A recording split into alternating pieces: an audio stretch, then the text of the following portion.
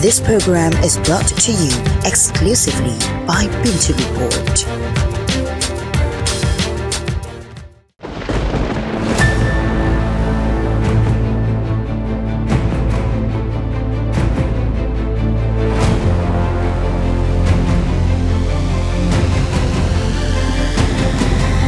Ask anyone, do the years 2030 and 2050 ring a bell?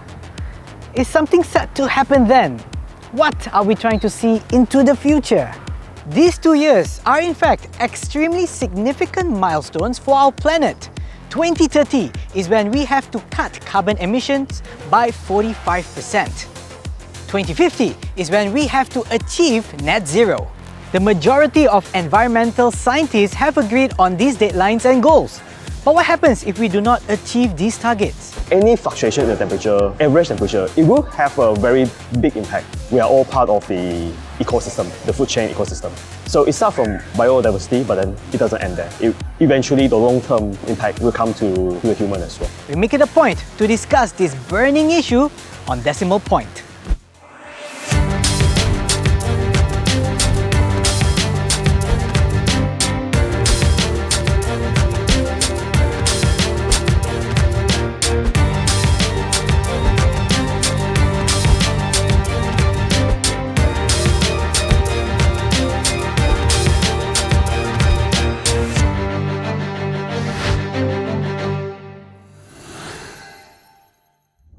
It is reported that half of the global population is highly vulnerable to the impacts of the climate crisis. Ironically, the global warming trends are primarily driven by human activities. The report by the IPCC, or Intergovernmental Panel on Climate Change, warns that the window for action is rapidly closing for us to secure a livable and sustainable future for all. And how are we responding?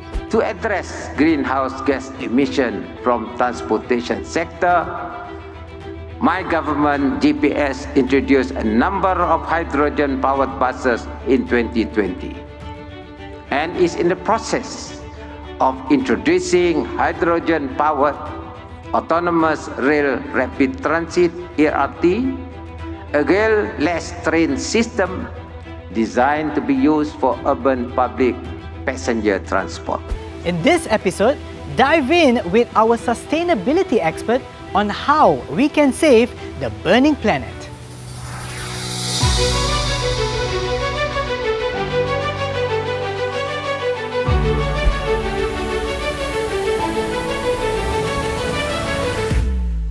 Dr. Chiong, you are a senior lecturer in the Faculty of Mechanical Engineering at UTM. How did you manage to expand your expertise into the issue of climate change? It started with our research area, which primarily focused on energy sector.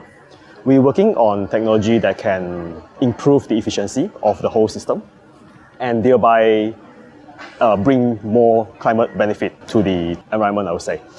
And ultimately, regardless which system we are looking at, whether it's a mechanical engineering or any other field, the ultimate question to be answered is always how much climate benefit it can bring to the table. Only then it can convince the stakeholder to take on the technology and bring it to the market. So about 5 to 6, I would say, years ago, I decided to expand my research area into the climate change, or I should say environmental impact assessment. That's a big umbrella, I would say. And climate change and global warming is one part of it that can be accessed under the environmental impact assessment. So hopefully by integrating that into our research area, then it can make any mechanical engineering research more convincing in the future as well. So that's how I got into it. Now let's talk about the issue of climate change. Over the past few years, there is a lot of words being thrown about, but more specifically this word here, climate justice. Can you tell me what that means, and also why is it such a major controversy when it comes to the climate change debate? The climate justice, pretty simple, is the injustice in climate change action felt by different countries, I would say. Because climate change itself is a global issue. It's an issue faced by everyone, every country in the world. And that basically means that every country have to contribute to the changes everyone trying to make. And for those developing countries especially, because they are still developing, they have very limited resource. And in fact, most of their resources are probably diverted to developing their nation. And their industrial activity probably is not as huge as those developed countries as well. But they are facing the same KPI in a way to help reducing the climate change. So in that sense, they are not contributing that much, but then they are expected to make same amount of changes as those developed countries. So in that injustice, in a way, is a climate. So in a way, justice. it's not so fair for the developing countries, so to say, to be providing what other countries are creating more when it comes to the climate change effect. Exactly. And also there's a way of saying is because those developed countries, this is probably a bit controversy, but some will argue that most of the carbon emission in our atmosphere was previously contributed by those developed countries while they were developing. Because it stayed there, so why now the developing country, the one that haven't really emit the emission, have to remove those? In your opinion, based on your academic and also research background, what is the strongest evidence that supports the existence and also human-driven nature of climate change? You put it very precise, human-driven climate change. Because there's also naturally driven, because the Earth is also evolving, so there will be some climate change anyway. But very specifically, human-driven climate change. To answer that, yes, there is a scientific study that supports all this, and we have to look at the biggest player, I would say, in the climate change action governing body, which is the IPCC from the United Nations. They have been studying the climate change in very long time, let's just put it that way, probably over 50 years, I would say. It started from 1980 something.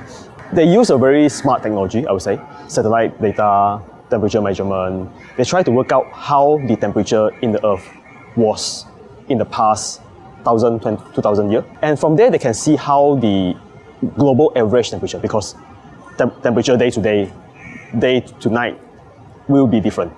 So on average, across the year, we can see that it's exponentially increasing. But the point where it starts to increase, if we overlap with the Industrial Revolution, it happened pretty much at the beginning, since the Third Industrial Revolution. Or I can put it more specifically, since the discovery of crude oil. In fact, that's when, before that, our ancestors probably burned wood to get fire for cooking, use some animal oil for lighting and so on. So there's not so much burning involved. The life was simpler. But it was really since the Third Industrial Revolution, humans start to use petroleum product, I would say, the crude oil basically, to power our civilization, our cities. That's when you can see the global average temperature is actually increasing exponentially. And going into the Fourth Industrial Revolution, where we demand more energy. In fact, the demand for energy is pretty much proportional to the society development. So what are the major risks climate change has on biodiversity? When someone talk about climate change, the first impression is it affects the biodiversity first. And for a very good reason, because it's the constant temperature, I would say, of the Earth over, this is not just 1,000 or 2,000 years, this is over few million years, I would say, before the existence of human. It nurtures the biodiversity in our Earth, which is why we see so many different kind of plants, animals. But because also these are all nurtured in the very stable temperature, so any fluctuation in the temperature, average temperature, it will have a very big impact. Data from the Malaysian Meteorological Department 2023 reveals that the average temperatures have risen by approximately 1 degree Celsius since the mid-20th century.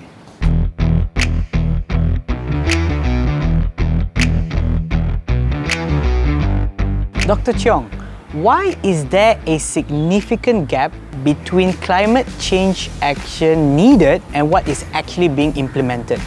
It basically means the current climate change was caused by a human activity in the past. And that basically got to say that there was some players already in the industry. They did good thing to the country. They brings the economic up. I think that's very obvious in the past 40, 50 years. But unfortunately, now with the climate issue, the global warming become more significant. Their activity in the past was not that great, let's just say, to the environment. So if there's any changes to be made now on the climate action, there will be a changes in their standard practice of doing things. So in the core, I would say is it will affect someone's interest. So it's a conflict of interest basically. And we can't blame them because anyone wants you to change something, you always hesitate to change at the beginning. So it happened to the industry as well. And so the biggest gap, most of the time, in fact, overseas you can see probably is the resistance from some of the powerful organizations. They somehow will try to slow down the changes so that, not saying that they don't want to adapt, but then sometimes they want themselves to get ready before the full policy coming in. So that's where sometimes we see the significant gap as well. Now, let's focus more on Sarawak. Now, Dr. Chiong, you mentioned you are from Sarawak? Yep, I am. Which part of Sarawak again? It's a small town called Limbang. Limbang, okay. So now, there are a lot of people who have this perception or image of Sarawak being full of greenery, not so many factories, not really known as an industrial state. But having said that, through your experience of growing up in Sarawak, did you experience any climate change in Sarawak, and how has that affected the region itself? Yes, definitely. I think you are very rightly put. When we talk about Sarawak, everyone thinks it's a mountain, jungle, river everywhere, very green, very natural, I would say. And it was. Growing up, I'm blessed that that's an environment that I grew up. But over the past 20 years or so, we definitely can see, at least I personally can see the changes happen. Population increase, more land is being used. Not saying that Sarawak has no industry. We have no production industry, not much. Okay. It's not as much as the West Malaysia, for sure.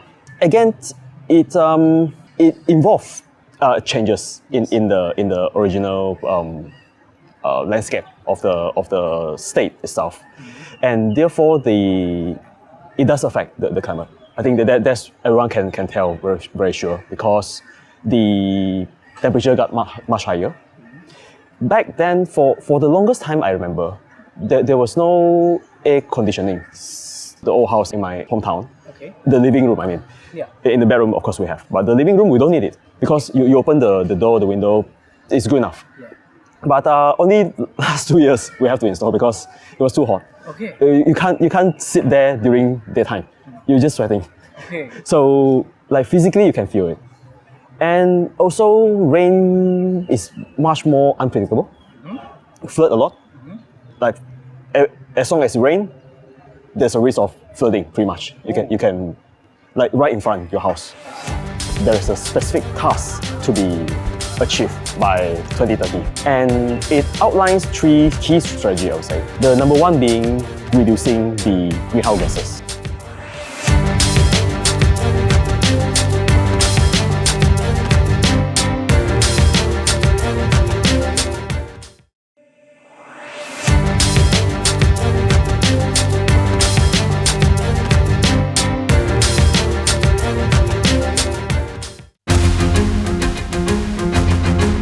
For Sarawak, according to the Malaysian Meteorological Department 2023, temperatures have risen by approximately 1.2 degrees Celsius over the past 50 years and is projected to increase up to 2.5 degrees Celsius by the end of the 21st century.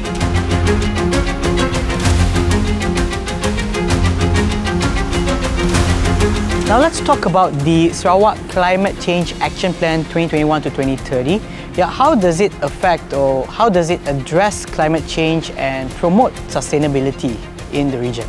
It's called action plan, so therefore there is a specific task to be achieved by 2030. And it outlines three key strategy I would say. Okay. The number one being reducing the greenhouse gases, because greenhouse gases it has been identified as a primary cause for global warming. And second is they call it enhance the climate resilience. Okay. To put it simple, is how to make the state more resilient to the climate change. Climate change is already here, so how do they mitigate the risks? The third is actually to promote the sustainable development. The development of Sarawak from here onward, and they're focusing on few areas. The main industry, I would say, in Sarawak. Also, there's a increase in the production of renewable energy, because Sarawak has been quite famous for their hydropower. They own a very huge hydropower plant, so therefore making their grid one of the cleanest, not just in Malaysia but also across the world. Like how many countries can claim themselves to have like a 70%, over 70%, I think, I can't remember the exact number, of renewable energy. Not even developed country, but Sarawak state has it. And the third one, the last one I think, if I remember correctly, is also to promote sustainable land use, because development, us Malaysia probably is very used to it. Our buildings are all go horizontally. We don't go high rise. We do build one or two high rise just to break, sometimes to have a landmark. Right. But most of the time our buildings still go horizontal. And that involves a lot of land use. True. And land use basically means conversion of existing land to industry or commercial usage. So, which may also involve turning forests sometime if the land is not being used previously. So that has to be proceeded with cautious. And that's not just for the industry, but also for the power, let's say for the renewable energy plant. Because renewable energy plant tend to occupy larger land area because of their lower efficiency compared to fossil. In essence, hydrogen is not merely a fuel, it is a catalyst for a greener, more resilient Sarawak. By embracing hydrogen, we are not only diversifying our energy mix, but also unlocking a world of possibilities for economic growth, job creation, and environmental stewardship. So you mentioned a very interesting topic there, renewable energy. So how is Sarawak diversifying its energy mix beyond hydroelectric power, and what are the strategies in place to promote other sources of renewable energy? Let's start from diversification. It's a very popular topic in energy sector, because diversification basically means that you don't want your energy just coming from one single source. Because in case there's anything happen to that energy source, then that's it. You can't do much. You don't have other option. So you want to diversify. And this happened already a issue in the past, even when using fossil fuel, because started from, let's say, just using diesel, in fact, at the beginning time. So when the diesel price start to fluctuate, not only we run out of the fuel itself, but we're also having a very big fluctuation of the price. The price cannot be maintained. We have a constant tariff, we have a constant fuel price as well. So moving forward, the renewable energy field definitely will have the same issue as well. And Sarawak definitely don't want to put all the money in just hydropower, because if one day the rainfall is not enough to drive the hydropower, then it will have a statewide breakdown. So definitely. And in order to diversify the renewable energy mix now, not just the energy mix, the renewable energy mix, we always have to look at what is geographically feasible. Because renewable energy powered by what the nature is given. Hydro powered by water from river running from the mountain, which Sarawak has a lot. Besides hydropower, Solar energy is also one very promising renewable energy source in Malaysia because we have quite consistent sunlight throughout the day, and the time period also very constant, I would say. Okay. Unlike like four-season country, in the winter time they have a very short sunlight in the daytime, and it already is one of the mainstream renewable energy throughout Malaysia, not just Sarawak, because you can see all the solar panel all around us. Yeah. So it really depends on what kind of renewable energy source is available in that region of the state or in the city. And another potential renewable energy source for Sarawak is because go back to the point earlier that one of the main industrial activity in Sarawak is actually agriculture. So many years after they harvest the agricultural plant, the product, the plant itself, there's pretty much nothing to use with that. And usually someone will just dispose it. And the disposal itself create quite a lot of issue. And plant being bio-based, so therefore it's a perfect biomass energy source to power the energy sector as well. It seems that Sarawak has left no stone unturned when it comes to addressing the climate crisis of this burning planet. One of the key components of Sarawak's agenda is the promotion of renewable energy. As we all know, Sarawak has invested heavily in hydroelectric projects. Yet, there are still many challenges. What are the main challenges Sarawak faces in implementing these climate change policies, and how are these challenges impacting climate change action? The biggest challenge, I would say, because the Sarawak renewable energy policy that we mentioned earlier is a state policy. Obviously, the decision is being made in the state level. And at the same time, national level, we also have a renewable energy roadmap. Even though the goals are generally toward the same direction, but the target, because when the state level make the policy, definitely they'll be looking at the benefit of the state. Sure. But national level, they'll look at the whole nation, including all the state and everything. And that's where sometimes we have the misalignment between the two of them. Not exactly aligned. Okay. Still heading the same direction, but then sometimes there's some disagreement between the two of them. So the biggest challenge will be how to align the two of them together. At the same time, you do your part, but then still contributing to the national level. So that's being the first main challenges, I would say. And the second is, when it comes to policy, is always the biggest challenge is implementation. It's all about balance, isn't it? Which brings me to my next question. How can Sarawak balance between environmental sustainability and economic growth? In the past, we already learned, if we just focus on the economic growth, the environment will suffer. So the two of them is always contradicting. So in order to find the sweet spot between the two of them, you must have the data on both sides. And then you can put them together, you can find the optimum point. Which technology, or how big the technology needs to be, so that we can certify the both. Moving forward, the Sarawak government definitely want to include the researcher in the relevant field before they make any decision making. And those researchers are not just from the financial, but also from the environmental background as well, so that they get the information from both. And let's not forget about the social as well, the social aspect.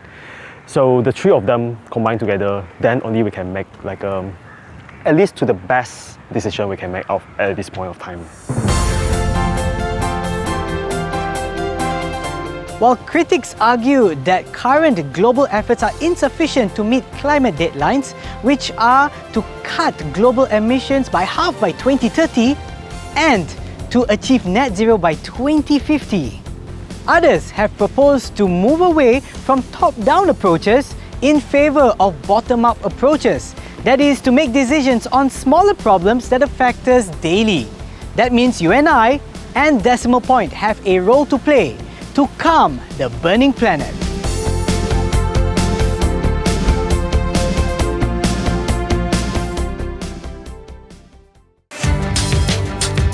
This program is brought to you exclusively by Pintu Report.